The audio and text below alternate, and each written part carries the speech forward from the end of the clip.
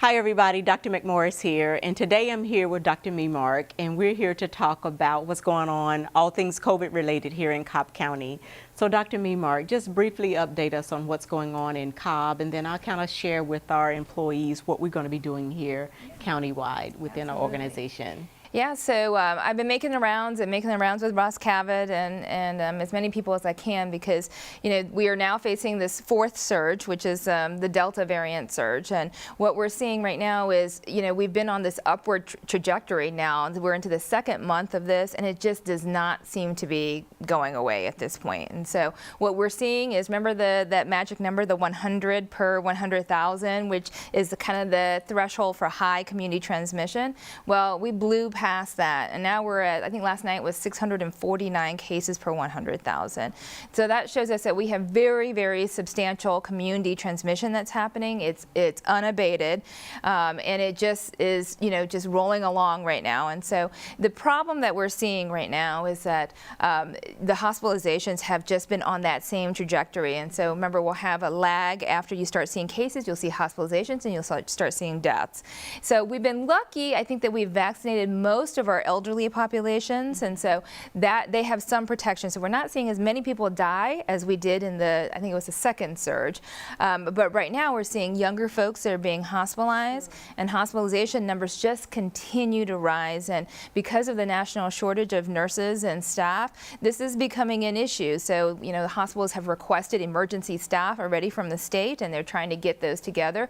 But we continue to see hospitals that are critically low on critical care beds and medical surgical beds. So the concern is, if something else happens that's even non-COVID related, will the hospital be able to take care of everybody that needs the help at that time? And so this is why we're kind of raising our alarms and saying, all right, folks, we all need to pitch in to bring this down. Sure. Thank you, Dr. Memark, for sharing that. And as a result of what's going on nationwide, within our region, and of course here in Cobb, we've had to make some tough decisions about what are we going to do right here at Cobb County government.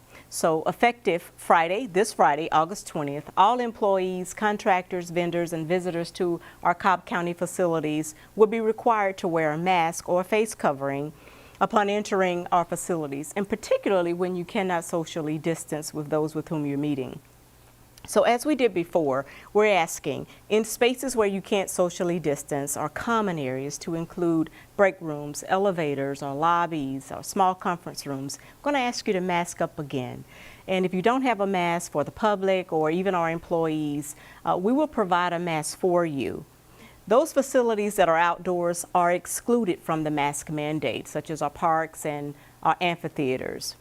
We never removed our thermal scanners from our entrance of our facilities, so if you feel compelled to have your temperature taken as you enter our facilities, please do that.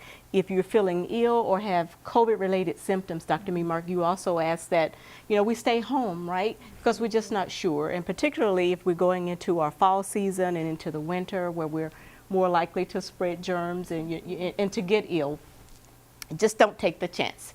We will provide as much information as possible with regard to COVID protocols on our website. So if you come in contact with someone who has been exposed or diagnosed with COVID-19, we will make sure that we have guidance for you on our website, on our iCobb page.